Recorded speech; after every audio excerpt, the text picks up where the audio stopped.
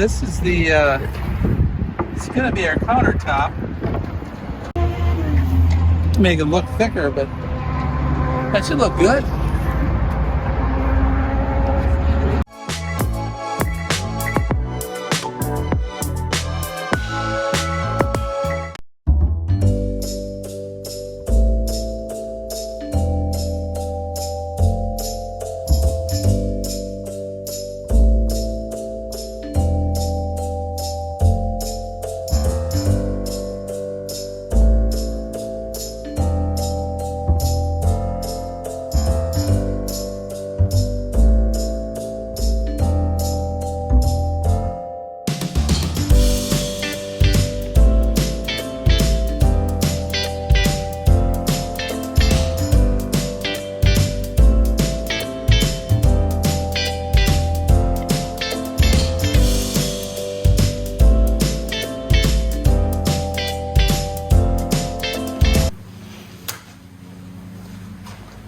So I'm doing these face frames the same way as the last woodworking I showed you, the face frame on the cabinets in the back, or I mean in the shower cabinet and all that.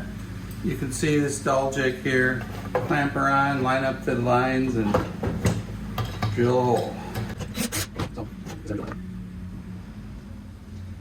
I just line up the lines. This is 5/16.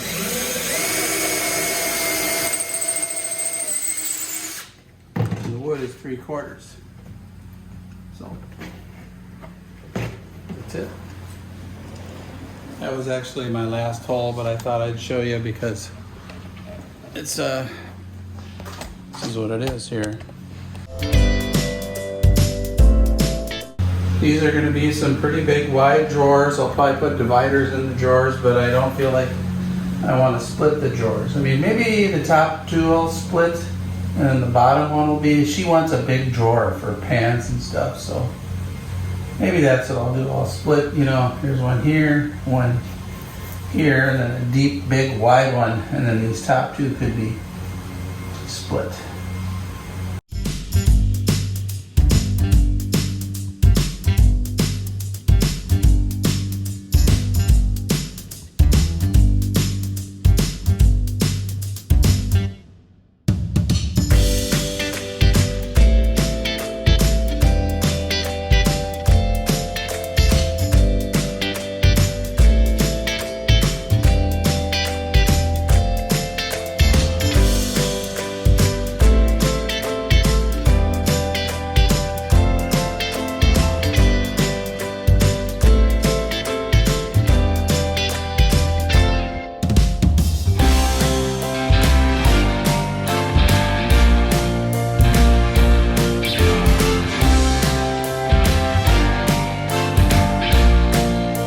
No, go like maybe, you could go like 3 hours on that and probably take the clamps off, but I like leaving them overnight. So one thing you can do here, I'll show you, is I'll put it over there so you can just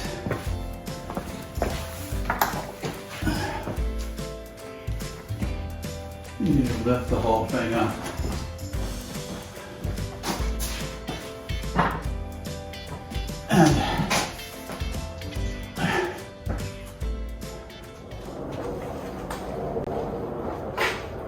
Hey, good morning. It's 57 degrees in November. Not too bad. In Minnesota, that's pretty good. So this is dry, I am sure, by now. So,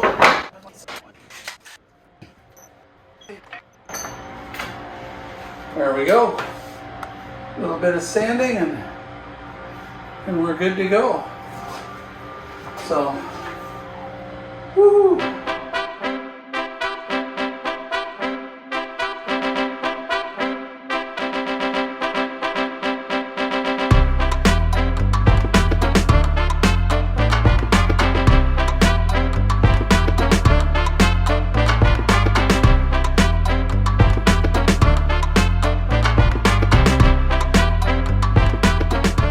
Okay, well, we put it in here for a test fit.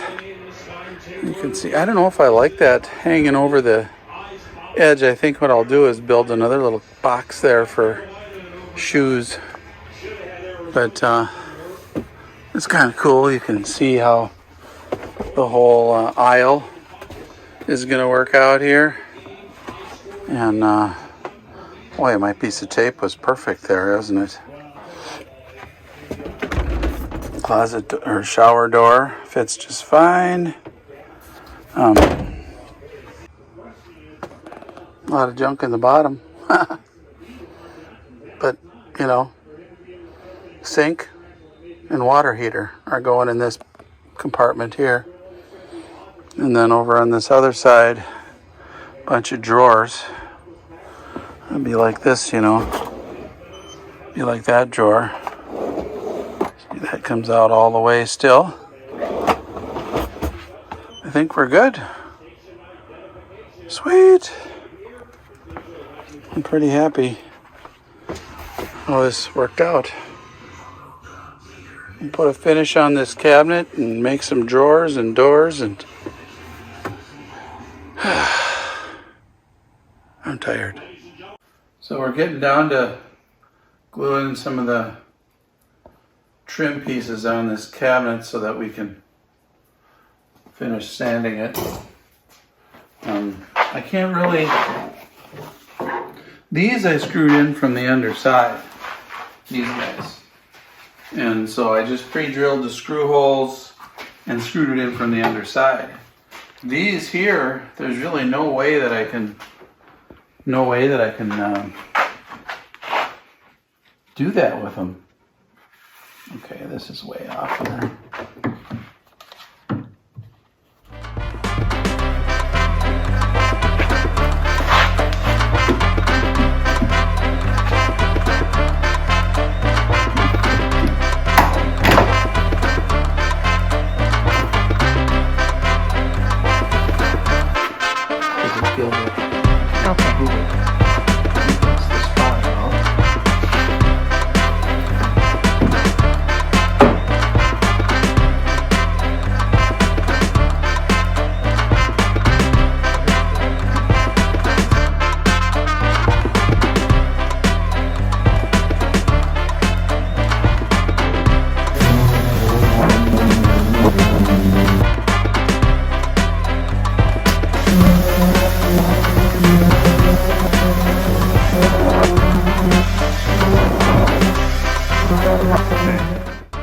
I got it all sanded and looking good. So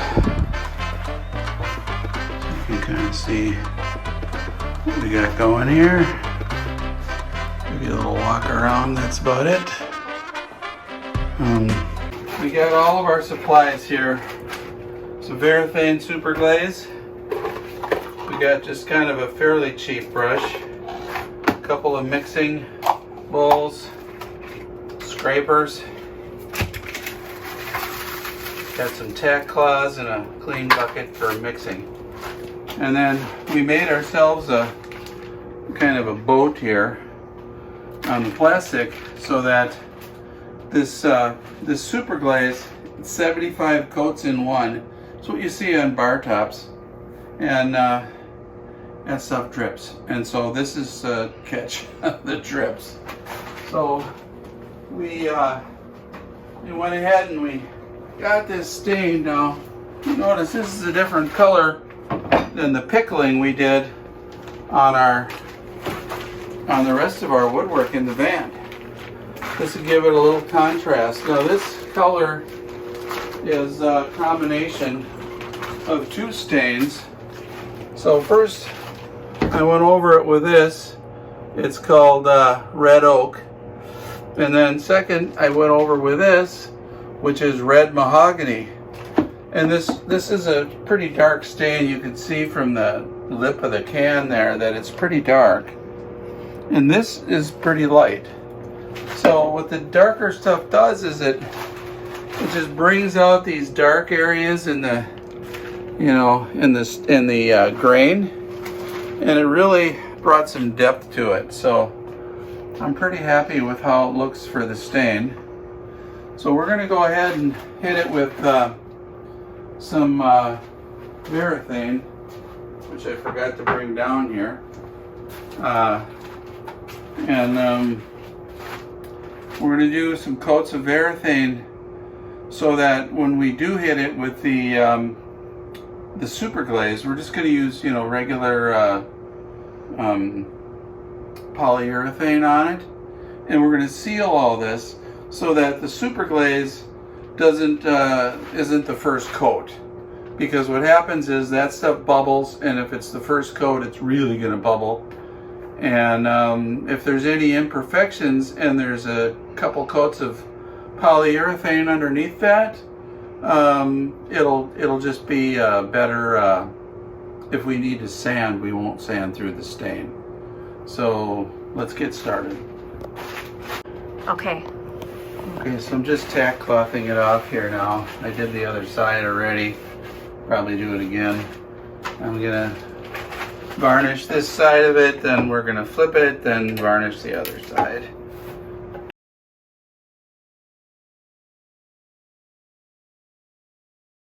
All right, so we're gonna go ahead and pour this surface here, and I've already sealed it with 3 coats of polyurethane, and that's because with oak, you know, the open grain, sometimes bubbles will come out. So I sealed it with polyurethane. And we've leveled this thing. We know it's absolutely level here. So it's important to have it level because this stuff will move and drip off the edge. You make sure that you've got absolutely equal amounts. So I've got these graduated mixing cups here. So we're going to go ahead and mix these together. Okay, so we're going to go ahead and, you know, I have no idea how much to put in. I think I'm going to pour it on here because I know that's level, and make sure that I get these exactly the same. So this is a little, I did a countertop once like this, and in my old van, we did the whole floor. And in that van, I jacked up the van because the floor was in the van, you know, when I did it. So I jacked up the whole van and leveled the whole van. And then I poured the floor. You gotta make sure that you get it all. Of course, because that goes to the whole idea of get 100% of this in there.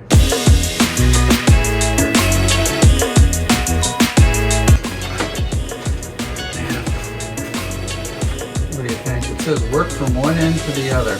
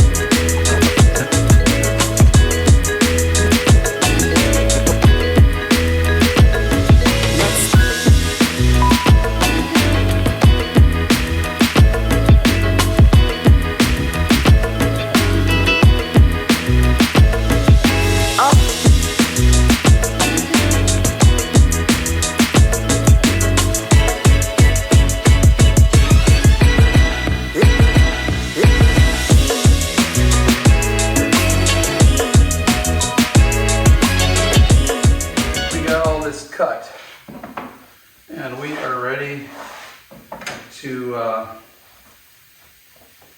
glue this in. So what I'm going to do is, it's not the easiest thing in the world here, but one of the things is you got to cut your, you got to run it through the saw twice to get this groove, and you got to get that pretty precision. You got to keep checking to make sure that your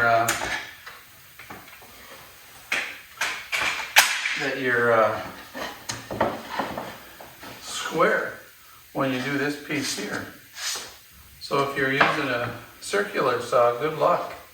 This has got to be square, and it's got to be really pretty much the perfect size.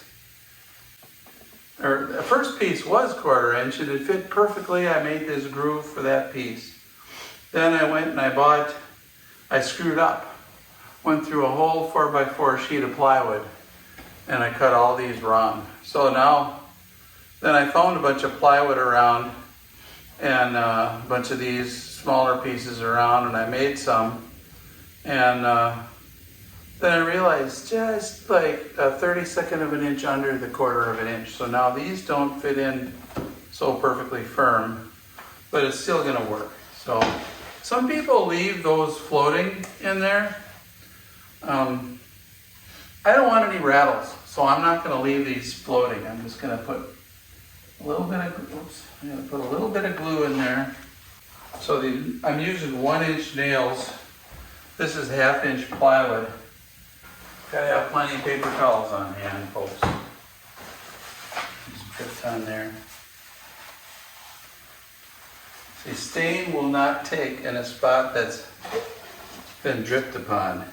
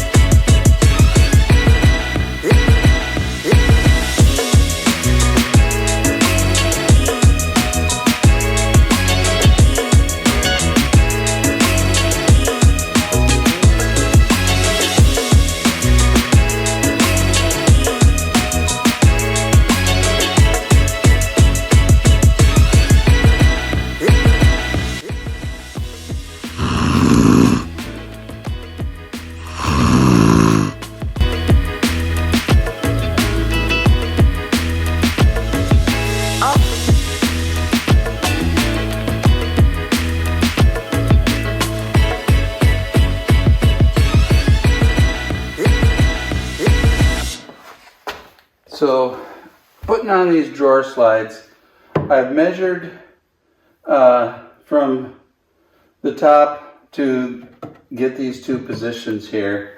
And the two positions coincide with where the shelves go across here. There's one at 16 inches down. Let's see, well, you can see right here, the shelf. Anyway, so I got the two shelves and I got the two drawer slides coinciding. I clamped this other board on here with just a piece of scrap so that I can make sure that the bottom edge of this thing is right at the very bottom of this piece of wood. Not an easy deal to get in here.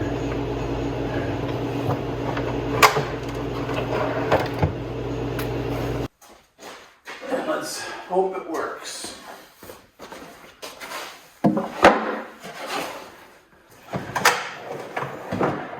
So there it is. Well, guys, it's Thanksgiving, so we're just eating at home alone this week, this year, but kids are coming in a couple days. Well, we got it. I already took the slides off the pantry there, but we're good to go. I put this little block off in here so that we couldn't put cans that are too tall in that, and then I blocked it off on top there so that we could just put like tuna fish cans or canned chicken there, short ones. Because, you know, we got all this electronics going in on the side here. I've got a water gauge and a 110 outlet, and I've got a whole switch panel there. So, but I'm pretty happy with it. There's no door handles to pull it open, but, and then, looks like the water heater is going to fit just fine. Put the drain in down there. I don't know if you can see it, but there's a drain. And then I just installed this little shelf, and I thought I better put some sides on it so that things don't fall out. And then we decided there's our garbage can and our coffee pot underneath. So I'm gonna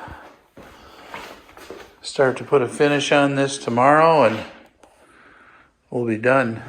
Okay, so I got these faces cut for this, and what I do is I just put in some 16th inch thick cardboard spacers and get them all in there to make sure that all my gaps are right and everything. And then what I'll do is I'll pull this all apart.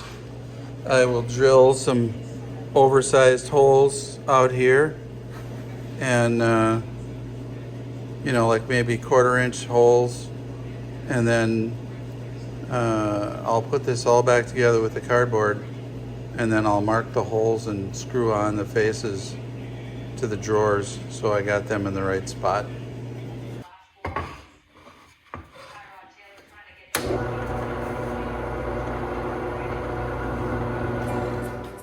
Well, that's it for the cabinet faces. I think we're good to go on this. So I'm pretty happy with it. Here's our top. I still got to buff and polish and sand. So hey, this is Gary Schultz from Cyclone Custom Vans. This has taken me 5 weeks. So it's been a long road. It's not the easiest thing, and it's been pretty much, this is the peak of my cabinet making skills. But anyways, hopefully you'll subscribe down below and like it and comment on the video, and we'll see you next time. Thanks for watching.